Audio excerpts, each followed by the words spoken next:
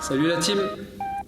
Samedi 28 mars, ce WOD là il va être un peu plus long. On va faire 10 rounds for time. 10 rounds for time avec 15 GTOH ground to overhead avec votre sac à dos, d'accord, lesté. 20 shoulder tap, on va se mettre au sol et on va venir toucher les épaules. 15 shoulder press avec le même sac lesté et 20 seated row où on prend l'élastique et on vient tirer vers soi quand on est assis au sol. Je vous ai fait une vidéo là-dessus. Ou éventuellement 30 secondes en ISO avec une ceinture ou un autre objet qui n'a pas de résistance. En warm-up, on va avoir 20 mountain climber, 10 squat jump, 20 lunge passage au travers avec le PVC et 10 PVC squat snatch. Okay, donc là on va se concentrer un petit peu plus sur la technique, sur le PVC squat snatch, ça fait longtemps qu'on n'en a pas fait. Donc vous prenez un balai, vous prenez ce que vous avez à la maison, d'accord, et on va faire 2 rounds. Pour la mobilité, on fait les épaules, on fait le sofa stretch, donc votre canapé ou autre, et on fait le cross stretch, d'accord. Je vais vous montrer les mouvements qu'on va faire, notamment le mountain climber et les lunge PVC passage au travers, et un peu le squat snatch aussi. Ok, donc je récap, 10 rounds, 15 ground to overhead avec un sac à dos, 20 shoulder tap, 15 press avec le sac à dos et 20 seated row ou éventuellement 30 secondes d'ISO. Ok, pour l'échauffement, du coup, on va avoir 20 mountain climbers. Les mountain climbers, je parle les mains sur les cuisses, les pieds joints, et ici, je viens simplement me redresser en faisant un petit saut et en ramenant les mains au-dessus de la tête. Donc 20 reps de mountain climber. Les squat jump, vous connaissez. Les lunge passage au travers, je prends mon PVC, prise de snatch, et d'ici, j'avance un pas et je ramène le PVC derrière. J'avance un pas et je ramène le PVC derrière. Ok. Pour ce qui est du squat snatch, eh ben on se positionne avec le PVC, index et majeur par-dessus le pouce, le hook grip ou le chalet grip. On se positionne mi-tibia, on bombe le torse, on regarde droit devant soi et on vient ici effacer les genoux 5 fois.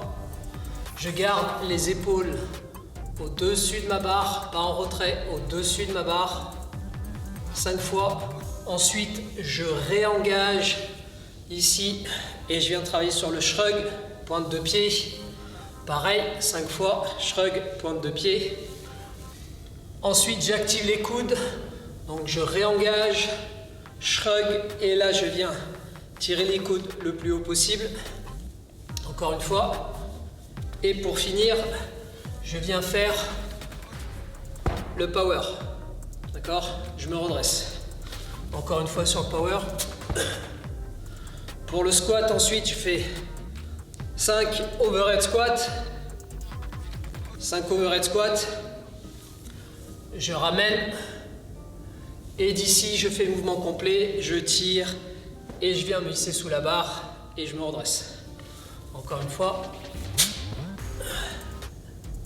Donc ça, ce sera pour les PVC squat snatch.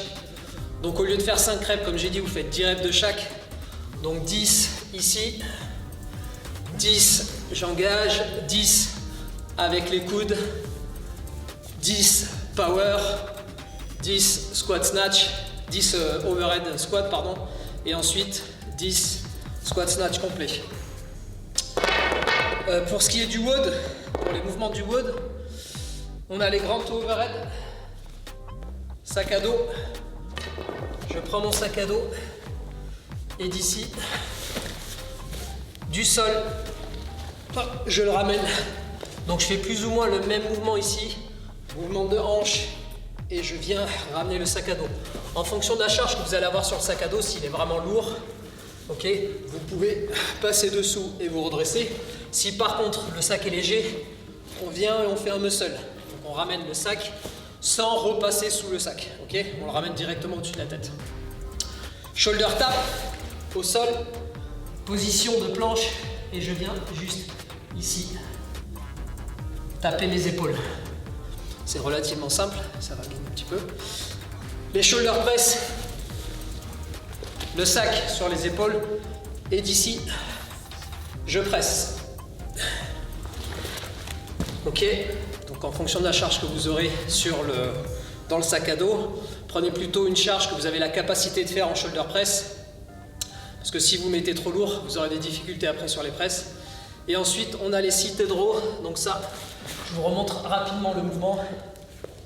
Au sol, avec un élastique, je viens bomber la poitrine. Et ici, j'active et je tire. Si je n'ai pas d'élastique, je prends simplement une ceinture ou n'importe quelle corde. Je viens ici et je maintiens en position. Il faut sentir ici les dorsaux qui travaillent. Donc vous devez sentir ici un travail au niveau des dorsaux, d'accord? Quand vous êtes en iso. Et on maintiendra l'iso 30 secondes. Sinon ce sera 20 sit and row. Voilà, il me semble que j'oublie rien. Et ben c'était samedi, du coup, passez un bon week-end. Et on se retrouve lundi.